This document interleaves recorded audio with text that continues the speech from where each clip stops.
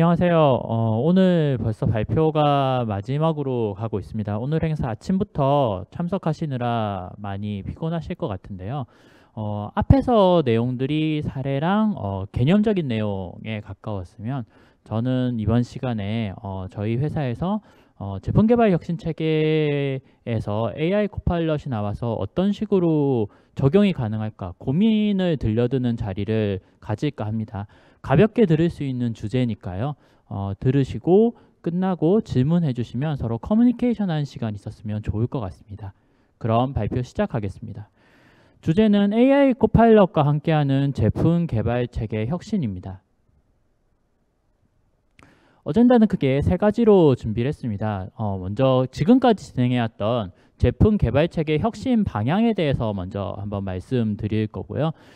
이제 AI 챗봇이 나왔는데 챗봇이 나온 다음에 저희가 투비일하는 방식에서는 과연 어떻게 변해갈 것인가에 대한 얘기를 할 거고, 그 뒤에 최종 앞으로 구현 방안인 결론으로 설명을 드리도록 하겠습니다.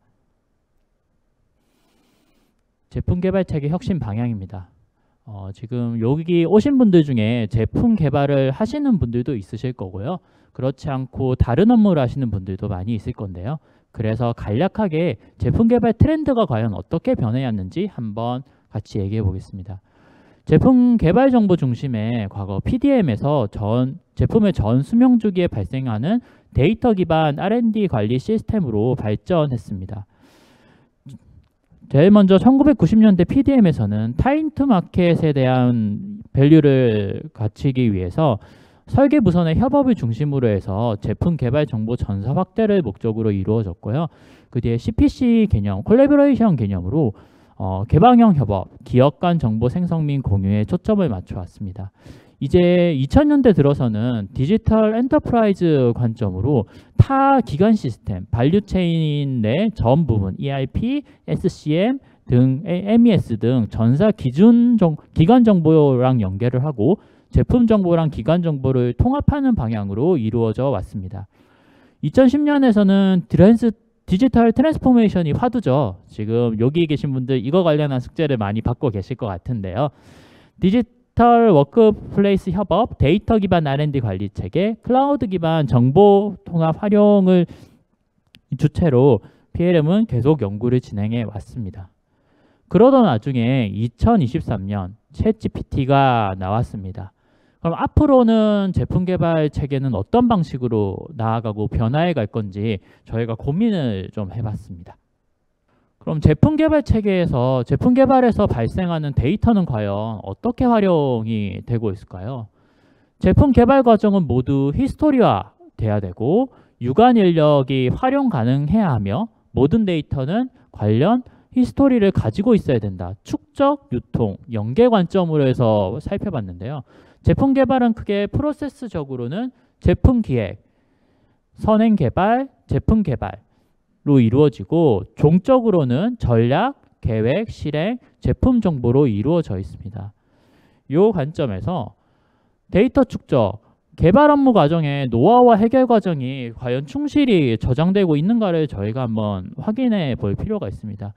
이를 위해서 기존 제품 개발 체계에서는 뭐 봄이라든지 과제 관리라든지 이런 다양한 모드를 통해서 개발 정보를 쌓으려고 하고 있었습니다. 하지만 개발 업무 자체가 워낙 사람이 그동안 하는 자동화하기 어려운 업무가 많기 때문에 노하우와 그 해결 과정이 충실히 저장되고 있는가? 이 질문을 드렸을 때 우리 기업은 충분히 되고 있다라고 얘기하기는 사실 힘든 부분이 있으실 겁니다. 데이터 유통 측면에서 살펴보면 이런 유사 데이터 이슈를 해결하는 과정은 어떤 방식으로든 문서가 됐든 다른 형식이 됐든 쌓아 두셨을 겁니다. 그럼 그 문서를 유사한 문제가 발생했을 때 그 필요한 사람이 그걸 바로 쉽게 찾을 수 있게 내부 체계가 구성되어 있나? 이 질문에 대해서 한번 저희가 살펴봐야 될 것 같고요. 그 다음에 데이터 연계 측면에서 과연 저장된 정보가 논리적 선행 구성이 있는 가치 있는 정보인가? 이거는 챗GPT랑 상관없이 제품 개발이라는 거는 개발부터 단종까지 굉장히 긴 기간의 수명 주기를 가지고 있습니다. 자동차 같은 경우는 최소 10년을 타고 계시죠. 그럼 10년 동안 그 정보가 관리가 되고 필요한 케이스가 발생할 수 있는 거고요. 전함이나 뭐 군수 쪽에서는 50년, 100년 주기로 데이터를 관리를 해야 됩니다. 이처럼 저장된 정보가 사람도 바뀔 거고 담당자도 바뀔 거고 기업이 바뀔 수도 있는데 이런 논리적인 선행 구성이 있는 정보인가에 대해서 고민해볼 필요가 있습니다. 그래서 현장의 목소리를 한번 들어봤습니다. 먼저 시장 분석 및 컨셉 개발 쪽 선행연구원의 의견을 들어봤더니 이분들은 기본적으로 시장 분석을 하는 업무가 많기 때문에 유관 자료가 너무 방대해서 내용을 파악하고 정리하는 데 매우 힘듦을 느끼고 있었고요. 최종 결과 자료 위주로 관리되다 보니까 작업에 필요한 중간 산출물을 찾기가 너무 어렵다는 어려움이 있었습니다. 두 번째, 이제 설계 엔지니어 측면에서는 보통 CAD랑 소프트웨어 설계를 진행하시는 분들인데요. 설계에 고려해야 하는 항목들이 너무 많아서 큰 변화 없이 결국은 기존에 하던 방식대로 진행하는 경우가 많다고 했습니다. 사용하는 시스템도 많고 쓰기도 어려워서 수정 및 변경 사항들이 반영되지 못하거나 놓치는 경우가 많이 있다고 합니다. 이거는 설계를 해보신 분들은 알 건데 실질적으로 어떤 타 시스템을 쓰기보다 CAD 툴, 어떤 전문적인 엔지니어링 툴을 쓰는 게 전체 업무 시간의 뭐 50%에서 80% 가까이 되실 거기 때문에 그러다 보니까 그 툴 안에서 정보가 존재하지 거기서 고민했던 내용이라든지 타 시스템에 등록하는 것은 부가 업무로 느끼는 케이스가 굉장히 많은 상황입니다. 시험 검증 엔지니어 쪽 관점에서는 제품은 점점 더 복잡해지고 있습니다. 그러다 보니까 테스트 케이스가 아주 기하급수적으로 증가가 되고 있는데 인력과 시간 문제로 충분한 검증을 위한 테스트 케이스를 생성하지 못하고 있는 부분이 있습니다. 단적으로 저희가 쓰는 핸드폰 같은 경우에도 용량이 뭐 연 단위로 2배 이상씩, 10년 주기로 보면 거의 10배 이상, 10배에서 뭐 50배 이상 증가했을 겁니다. 그로 인해서 테스트 케이스는 굉장히 더 다양해졌을 건데 이를 위해서 과연 인력이나 충분한 테스트 케이스로 검증을 하고 있는가에 대한 질문을 했을 때 그렇지 못하다는 의견이 있었고요. 요약해보면 필요 정보를 찾기가 어렵다는 부분이 있었고 데이터 간의 연계가 미흡해서 활용하기 어려운 부분, 정보를 종합하고 분석하기에는 너무 많은 정보가 존재한다는 부분, 시스템을 활용하기가 어렵다는 부분, 유사 반복 업무가 과중되고 있다는 부분 측면으로 요약할 수 있었습니다. 개발 이력을 알고 기본적으로 업무 수행이 가능하고 요청사항을 이해할 수 있는 업무 보조, 나의 일을 도와줄 수 있는 코어커가 있었으면 좋겠다로 이분들의 의견을 요약할 수 있었습니다. 그러면 지금 나온 생성형 AI는 업무에 과연 어떤 도움을 줄 수 있을까요? 생성형 AI는 바드에게 생성형 AI를 물어봤습니다. 장점으로는 업무 자동화, 효율 향상, 창의적 아이디어 발굴을 잘할 수 있다고 얘기해줬고요. 단점으로는 신뢰 편향성 문제, 해석의 어려움이 있습니다. 물론 지금 현재 저런 단점이 있지만 저런 단점이 계속 남아있지는 않고 보완되는 방향으로 연구는 진행되고 있을 거고요. 지금 오늘 발표 많이 들으셨겠지만 레그라든지 기관 시스템에 대한 연계를 통해서 신뢰나 평형성 문제를 해결하는 연구는 지속 진행되고 있습니다. 그래서 만약에 제품 개발에 생성형 AI가 도입된다면 과연 어떤 업무 영역에서 도움이 될 수 있을까 한번 고민해 봤습니다. 제품 개발 업무를 살펴보면 일부 영역, 검색, 문서 작성, 생성, 리뷰에서 생성형 AI를 통해 개선 가능한 시나리오가 있다는 것을 확인해 봤는데요. 먼저 검색 관련해서는 제품 기획 관련해서는 시장이나 기술 분석 과정에서 지식을 검색한다든지 시스템 연계 및 검색을 지원한다는 부분에서 생성형 AI의 도움을 받을 수 있을 걸로 판단되고요.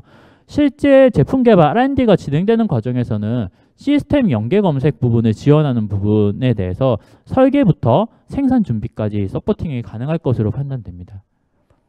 문서 작성 측면에서는 시장 기술 분석 시점에 분석 리포트를 만든다든지 기술 자료 및 정보를 DB하는 부분에서 도움을 받을 수 있을 거고, 컨셉 기획에서는 제품 기획서를 작성하는 데 참 도움을 받을 수 있을 겁니다. 생성 측면에서는 아이디어를 도출한다든지 디자인안을 생성하는 시점에 과거 우리가 시간이 부족해서 충분한 측면을 고려하지 못하는 부분이 있는데 좀 다른 측면으로 디자인안 초안을 만드는 부분에 도움이 받을 수 있을 거라고 판단했고요. 소프트웨어 생성 코드를 생성하고 실험 계획과 테스트 케이스를 생성하는 부분에서 도움을 받을 수 있을 겁니다. 그리고 리뷰는 디자인을 리뷰하거나 소프트웨어 코드를 리뷰하는 측면에서 도움이 가능할 겁니다. 이를 요약해보면 엔지니어는 앞으로 AI 코파일럿과 일을 할 때 제품 기획, 시장, 기술 분석 측면에서는 사실 기반으로 내용을 검토한 업무를 진행할 건데 그 전 과정인 자료를 검색하고 제공하는 부분을 AI 코파일럿의 도움을 통해서 이루어질 것으로 판단합니다. 두 번째, 설계 측면에서는 자료를 검색하고 요약하고 초안을 작성하는 부분에서 AI 코파일럿이 일을 해줄 거고 엔지니어의 역할은 적지 않습니다. 내용을 보완하고 최종 결정하는 판단을 엔지니어가 진행을 해야 됩니다. 그런 밑단의 업무를 AI 코파일럿이 선행 업무로 진행해 준다고 보시면 될 것 같습니다. 제품 개발 시험 검증 단계에서는 반복 업무들이 많은데 이 반복 업무 지원을 AI 코파일럿이 진행을 하고 엔지니어는 보다 메인 업무를 집중할 수 있도록 서포팅을 받을 수 있다고 판단합니다. 그러면 이제 위에서 말씀드렸던 케이스 중에 몇 가지 케이스를 좀 더 깊게 살펴보고자 합니다. 투비 일하는 방식이 어떻게 변할 건지 페르소나를 가정을 해서 한번 어떻게 일하게 될 건지 한번 가상 시나리오를 한번 만들어 보겠습니다. 지금 페르소나는 김설계 씨라는 설계 엔지니어입니다. 김설계 씨는 자동차 부품 엔지니어로서 인도양 정장 모델에 들어간 부품에 대한 긴급 설계 요청을 받았습니다. 설계안을 만들 시간은 부족하고 방법은 떠오르지 않고 어떻게 해야 될지 그래서 이번에 업무 프로세스를 확인해 보면 먼저 내용을 인지하고 베이스 모델을 검토하고 사례를 검토하고 갭 분석을 하고 방안 수립을 하는 등 굉장히 많은 업무를 진행을 하셔야 됩니다. 아이디에이션부터 디자인까지 진행을 하셔야 되는데 이 과정에서 QA-폰드는 해당 내용을 확인하기가 어렵고 그 많은 자료를 찾아봐야 되는데 어디서 찾아야 되는지 그리고 설계를 만드는 시점에서는 고려할 것도 많은데 과연 이 시간에 내가 어디까지 베리에이션을 줘서 설계 대안을 만들어낼 수 있을지 시간이 모자라다 보니 기본적으로 하던 대로 많이 진행을 하게 됩니다. 그래서 AI 코파일럿을 적용하게 되면 아이디에이션 단계에서는 요청을 감지하고 알람을 해주고 설계 갭 분석을 하고 대응 방안에 대한 초기 리포트를 만들어주고 디자인 측면에서는 저희 제품 개발 쪽에서 꾸준히 연구해왔던 제너레이티브 디자인이라는 영역이 있는데 이 부분과 연계해서 디자인안을 생성하는 쪽으로 생성형 AI를 적용할 수 있을 것으로 보입니다. 그래서 다음과 같이 일하게 될 것 같습니다. 먼저 AI 코파일럿이 요청 인지랑 요약 메시지를 요청해 주게 될 거고요. 김설계 씨는 이를 바탕으로 어떤 방식으로 기존 자료나 과거 자료나 갭 분석을 진행할 건지 분석을 요청을 하면 생성형 AI가 사내 시스템과 사내 자료를 통해서 데이터 자료 수집하고 리포트를 만들어서 제공해주면 김설계 씨는 그걸 보고 설계안을 어떻게 가져갈 건지 방안을 가이드라인을 지정해 준 다음에 가이드라인이 지정되게 되면 제너러티브 디자인과 연계해서 설계안을 생성하고 그 설계안을 받아서 김설계 씨는 검토하고 설계안을 확정하는 방향으로 진행될 것 같습니다. 첫 번째로 저기 1, 2 거기 아이디에이션 부분의 업무가 어떻게 바뀌는지 같이 한번 보겠습니다. AI 코파일럿은 요청에 대한 인지를 하고 이 부분을 요약을 해서 김설계 씨한테 제공을 해주게 됩니다.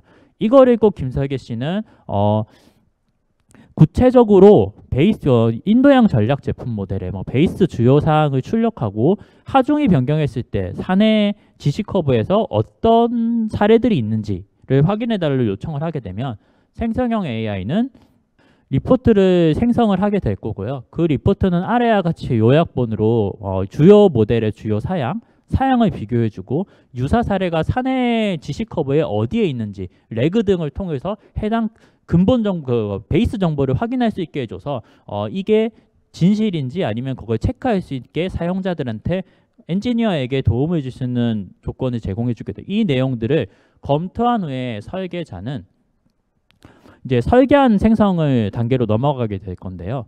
요 부분에 대해서는 제너레이티브 AI랑 젠 디자인이 연계되는 형태로 한번 시나리오를 잡아봤습니다.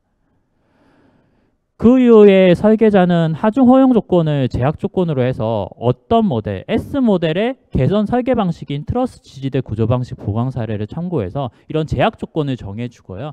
지지대 두께, 위치, 수량, 어떤 파라미터를 흔들 건지 결정을 해준 다음에 경량화 모델 10개 정도의 설계안을 생성해 달라고 하면 과거 저희가 꾸준히 제품 개발 진영에서 꾸준히 연구했던 제너레이티브 디자인 쪽과 연계를 하게 돼서